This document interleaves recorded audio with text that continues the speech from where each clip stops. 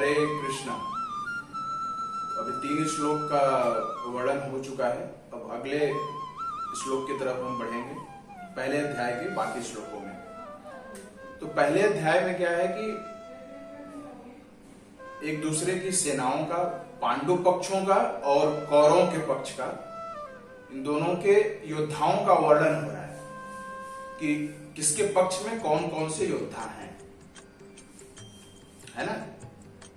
तो चौथे श्लोक में जैसे है, अर्जुन की सेना में भीम हैं, अर्जुन हैं, 5 पांडव हैं, भगवान श्री कृष्ण स्वयं वहां उपस्थित हैं, युयुधान हैं, राजा विराट हैं, राजा द्रुपद हैं, द्रुपद के पुत्र धृष्टद्युम्न जिन्होंने व्यूह रचना की, दृष्टकेतु, चेदिकान, काशीराज, पुरु, ये सब बहुत सारे तमाम योद्धा पांडवों के पक्ष में हैं। तो अभी कौरवों के पक्ष में कौन है? कौरवों के पक्ष में सबसे वयोवृद्ध, परम शक्तिशाली और धुरंधर पितामह भीष्म है। और दुर्योधन को और किसी पे विश्वास नहीं था, यहां तक कि गुरु द्रोणाचार्य पे भी विश्वास नहीं था, कृपाचार्य पे भी विश्वास नहीं था। उसको केवल और केवल एक विश्वास था, तो पितामह भीष्म पे था, क्योंकि उनके बल पर उसको वह अच्छी तरह से जानता था कि पितामह भीष्म के आगे अगर कोई लोहा ले सकता है, अगर कोई मोर्चा ठान सकता है, तो केवल और केवल अर्जुन है, अन्यथा किसी में इतना दम नहीं है कि पितामह भीष्म को पछाड़ दे। तो कौरवों के पक्ष में दुर्योधन का भाई है विकर्ण, अश्वत्थामा, गुरु द्रोणाचार्य का पुत्र, तमाम योद्धाएं अपने अपने युद्ध शैली के हिसाब से, अपने अपने बंटवारे के हिसाब से। और दुर्योधन कह रहा है सबको, कृपाचार्य को कह रहे हैं, दुर्योधन कृपाचार्य को कह रहा है, द्रोणाचार्य को कह रहा है कि आप लोग कुछ करना नहीं, आप लोगों को बस अपने अपने जगह से पितामह भीष्म को सपोर्ट करें। पितामह भीष्म अकेले संभाल लेंगे, बट उसके बाद सारे योद्धाओं का परिचय मिलने के बाद एक पितामह भीष्म ने पूरे महाभारत के रण में सिंह गर्जना की। महाराज, जब उन्होंने शंख बजाया ना, महाभारत की रणभूमि का पहला जो शंखनाद किया, वह सबसे वयोवृद्ध और परम शक्तिशाली योद्धा पितामह भीष्म ने किया। और पितामह भीष्म की शंख की आवाज सुनकर पूरे रणभूमि में कौतूहल छा गया, कोलाहल हो गया, लोगों के हृदय विदीर्ण होने लगे। उसके बाद जब पितामह भीष्म ने शंखनाद किया, तो अब की बारी थी पांडवों की। तो पांडवों की तरफ से सबसे पहले शंखनाद किसने किया? सबसे पहला शंखनाद भगवान श्री कृष्ण ने किया। पांचजन्यम ऋषिकेश देवदत्तम धनंजय। पांचजन्य नामक जो शंख था, वो भगवान श्री कृष्ण ने बजाया, और देवदत्त नामक जो शंख था, वो अर्जुन ने बजाया। कहते हैं कि भगवान श्री कृष्ण और अर्जुन के शंखनाद की जो ध्वनि थी,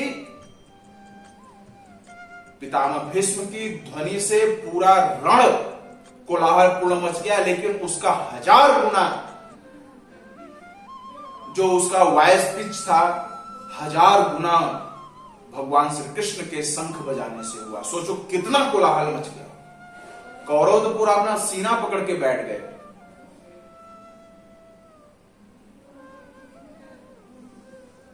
वो तो वहीं परेशान होने लगे, दुर्योधन तो वहीं परेशान होने लगा शंख की आवाज सुन के ही। वो तो वह सोचने लगा कि अब तो जयस्तु पांडुपुत्रेणम एशाम पक्षे जनार्दन। सोचने लगा, अरे भैया, एशाम पक्षे जनार्दन, जिसके पक्ष में स्वयं जनार्दन हो, त्रिकालदर्शी भगवान स्वयं हो जिसके पक्ष में, उसकी विजय क्यों नहीं होगी? उसकी विजय अवश्य हो। अच्छा, इस श्लोक में कहा गया पांचजन्यम ऋषिकेशो। ऋषिकेश यहां पे भगवान श्री कृष्ण को कहा गया है। भगवान श्री कृष्ण का एक नाम ऋषिकेश भी है। ऋषिकेश का मतलब होता है समस्त इंद्रियों के स्वामी, जिनसे ही इंद्रियों का निकास हुआ है, वही समस्त इंद्रियों के कंट्रोलर हैं, वही समस्त इंद्रियों के स्वामी हैं, इसलिए उनका नाम ऋषिकेश है। देवदत्तम धनंजय, और धनंजय यहां पे अर्जुन को संबोधित किया गया। धन अंजय, धन अंजय मतलब धन अर्जित करने वाला, कमाने वाला। कालांतर में अर्जुन ने अपने भाई युधिष्ठिर को यज्ञ करने के लिए जब धन की आवश्यकता थी, तब अर्जुन ने धन अर्जित करके, धन कमा के युधिष्ठिर को दिया था कि आप धर्मार्थ के लिए यज्ञ करें। तो इसलिए अर्जुन का नाम धनंजय पड़ा है। अब भगवान के तो अनेक नाम हैं। कोई कहता है मधुसूदन। मधुसूदन, मधुसूदन मतलब मधु नामक राक्षस का शूदन करने वाला, मधु नामक राक्षस रूपी पीड़ा का शूदन करने वाला, पीड़ा को हरने वाला, मारने वाला, इसलिए उनका नाम मधुसूदन पड़ा। भगवान को गोविंद भी कहते हैं। गाय के प्रति प्रेम रखने वाले का नाम गोविंद है। भगवान स्वयं गाय के प्रति प्रेम रखते थे। भगवान गोविंद देवकी नंदन, माता देवकी के गर्भ से उत्पन्न होने की वजह से उनका नाम देवकी नंदन पड़ा है। माता यशोदा ने लालन पालन किया, इसलिए उनको यशोदानंदन भी कहते हैं। तो भगवान के कई तरह तरह के, तो एक एक करके भगवान श्री कृष्ण और अर्जुन के बाद सब योद्धाओं ने अपने अपने शंख बजाए, शंखनाद किया। तुरही भेरी से पूरा रण कोलाहलपूर्ण हो गया। उसके बाद रथम स्थापित अच्युत, हे अच्युत, हे कृष्ण, हे कन्हैया, इन दोनों सेनाओं के बीच में मेरे रथ को स्थापित करो। मैं ये देखना चाहता हूं कि मेरे शत्रु कौन है और मेरे मित्र कौन है, कि मेरी तरफ से कौन लड़ने आया है और मेरे अगेंस्ट में कौन लड़ रहा है। भगवान श्री कृष्ण को अर्जुन यहां अच्युत करके संबोधित इसलिए कर रहे हैं कि अच्युत, अच्युत का मतलब अच्युतम, कहते हैं ना हम, अच्युतम केशवम कृष्ण दामोदरम। तो अच्युत का मतलब होता है कि अपने भक्तों के प्रति स्नेह दिखाने वाला, अपने भक्तों के प्रति स्नेह रखने वाले को, अपने भक्तों का ख्याल रखने वाले को अच्युत कहते हैं। और अर्जुन तो भगवान के परम भक्त थे, मित्र थे, सखा थे, तो भगवान तो उनका ख्याल रख ही रहे थे। तो अर्जुन ने बोला भगवान से कि हे अच्युत, मेरे रथ को दोनों सेनाओं के बीच में ले जाके आप स्थापित करें, खड़ा करें, जिससे कि मैं देख सकूं कि मेरे पक्ष में कौन लड़ रहा है, मेरे विपक्ष में कौन लड़ रहा है। ठीक है। अर्जुन ने कहा है कृष्ण, मैं देखना चाहता हूं कि जो धृतराष्ट्र के दुर्बुद्धि पुत्र हैं, धृतराष्ट्र के उन पुत्रों की जिनकी बुद्धि हर ली गई है, जो युद्ध करने पे आमादा हुए हैं, उनको मैं देखना चाहता हूं कि किस प्रकार वो तैयारी करके आए हैं। तब संजय ने कहा, धृतराष्ट्र जी महाराज,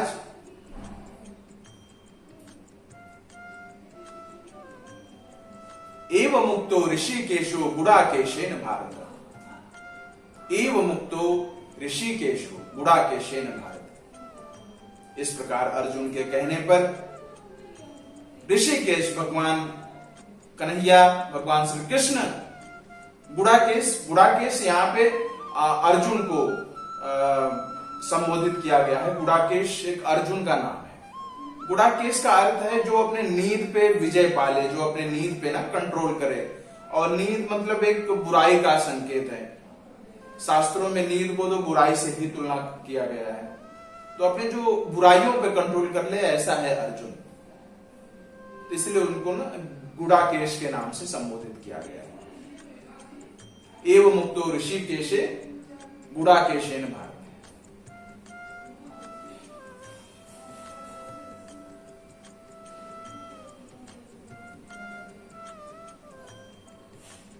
शेन योरुभैर मध्य स्थापितम रथोत्तम। और भगवान श्री कृष्ण ने ऐसा कहने पर रथ को लाके दोनों सेनाओं के ठीक बीचों बीच खड़ा कर दिया। और उनका रथ क्या है? श्वेत घोड़ों का रथ है। श्वेत घोड़ों का रथ है। ऊपर हनुमान जी की ध्वजा।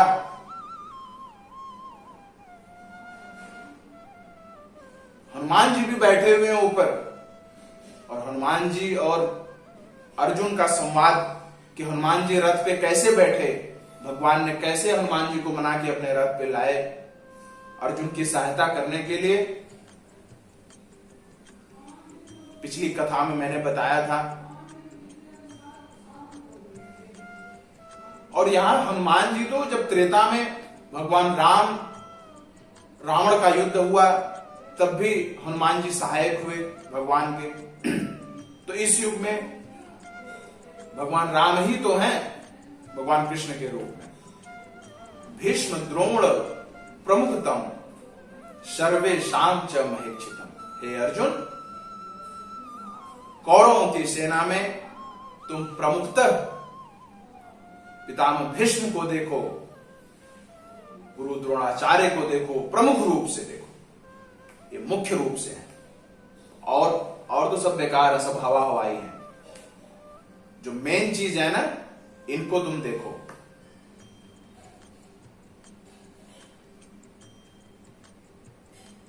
एक कुरुओं के तरफ से युद्ध करने के लिए तुमसे आए। अब तो अर्जुन ने जब सामने देखा कि पितामह भीष्म हैं, जिनकी गोद में वो खेला है, गुरु द्रोणाचार्य हैं, जिनसे उन्होंने शिक्षा दीक्षा प्राप्त की, धनुर्विद्या का ज्ञान लिया। दोनों पक्षों में अपने भाइयों, गुरुजनों, पुत्रों, पौत्रों,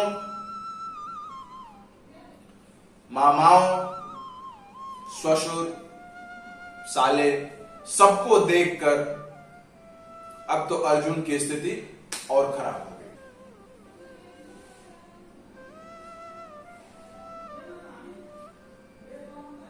उसने सभी शुभचिंतकों को देखा। जब कुंती पुत्र अर्जुन ने अपने बांधवों को देखा, अपने संबंधियों को देखा अपने सामने, तो वह करुणा से अभिभूत हो गया। उसके अंदर करुणा भर गई। उसके कुछ समझ में नहीं आ रहा था कि क्या हो रहा है। अर्जुन ने कहा, हे कृष्ण, यहां मैं देख पा रहा हूं कि मेरे सारे संबंधी ही हमारे सामने खड़े हैं, मेरी ओर से भी और सामने की ओर से मेरे सभी संबंधी ही हैं, मेरे सारे रिश्तेदार हैं। और मैं इनको मार के करूंगा क्या?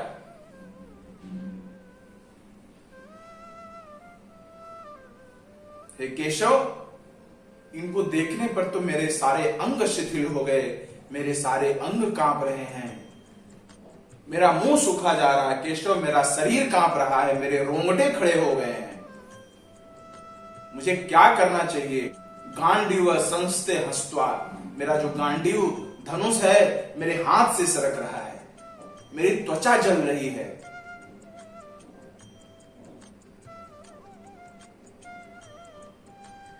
देखो, शरीर में दो प्रकार का कंपन होता है। एक तो भौतिकतावादी कंपन और एक आध्यात्मिक कंपन।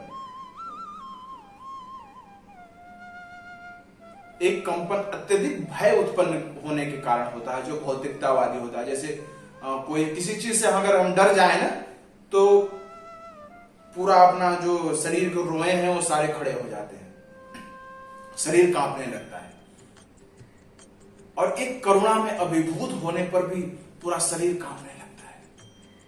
उसको आध्यात्मिक कंपन कहते हैं। अर्जुन बोल रहे हैं कि कृष्ण, मेरे हाथों से मेरा गांडीव सरक रहा है, मेरी ऐसा लग रहा है कि मेरी त्वचा जल रही है, मैं क्या करूं, मैं तो फंस गया आके यहां पे, मैं अब ज्यादा देर तक यहां पे खड़ा नहीं रख सकता केशव, मुझे यहां से ले चलो, या तो मुझे बताओ कि मुझे क्या करना है। मुझे सब कुछ भूल रहा है कि मेरा पास्ट क्या था, मेरा प्रेजेंट क्या है, मुझे कुछ समझ में नहीं आ रहा है, मेरा सिर चकरा रहा है। सोचो अर्जुन की ऐसी दशा हो गई थी जब उसने सामने देखा कि अरे मैं तो इनको मारने वाला हूं, मैं सामने वालों को मारने वाला हूं, अपने बंधु बांधवों को मारने वाला हूं। और आज की स्थिति, खैर छोड़िए। अर्जुन ने कहा, कृष्ण मुझे तो हर तरफ अमंगल ही अमंगल दिख रहा है, मुझे मंगल तो कुछ दिखाई ही नहीं देता, मेरे मन में भी अमंगल की कामना आ रही है, मुझे अमंगल का दृश्य सामने नजर आ रहा है, केशव मेरा मार्गदर्शन करे।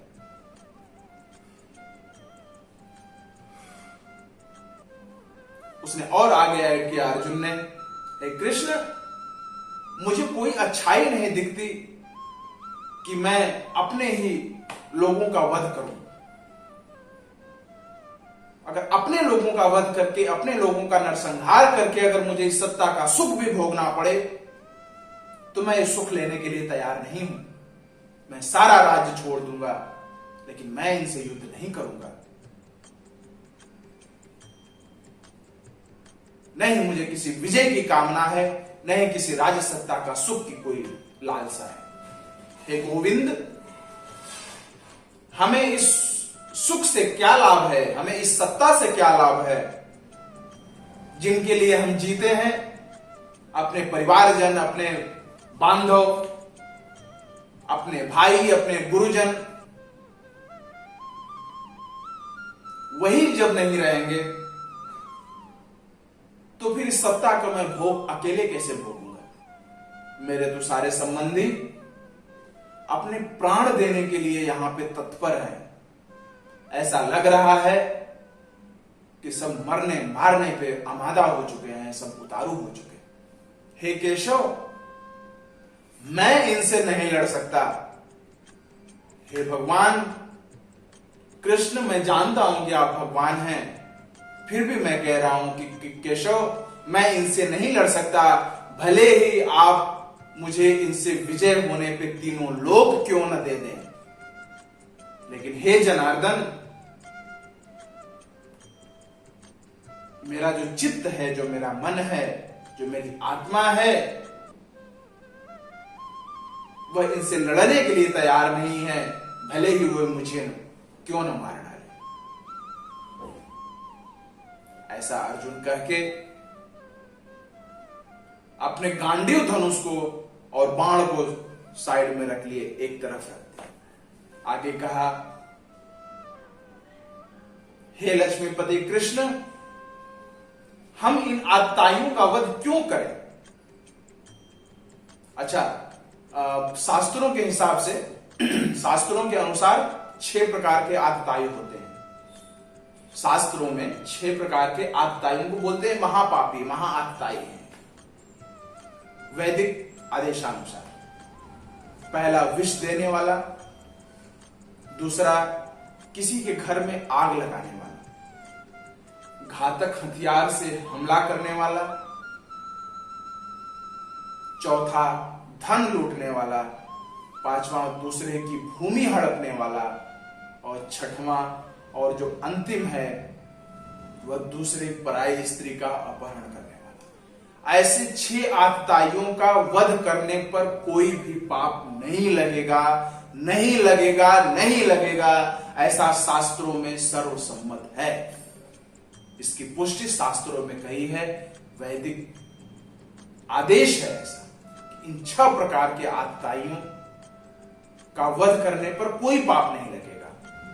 और एक तमाम आतताई प्रवृत्ति के लोग कौरवों की सेना में हैं, जिन्होंने सारा चीज किया, भूमि हड़पा, स्त्री को छीनने की कोशिश। तो अर्जुन ने कहा, कृष्ण, हम अपने ही कुटुंबी जनों को मारकर हम कैसे सुखी रह सकते हैं?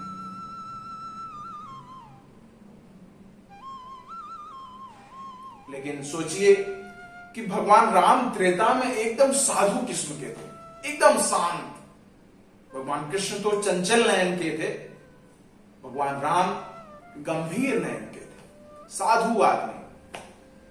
लेकिन जब उनकी स्त्री का हरण हो गया, माता सीता का हरण हो गया,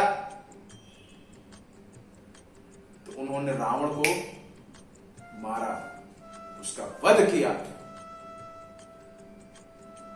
और ये इतिहास में बेजोड़ हो गया। भगवान ने उस आतताई का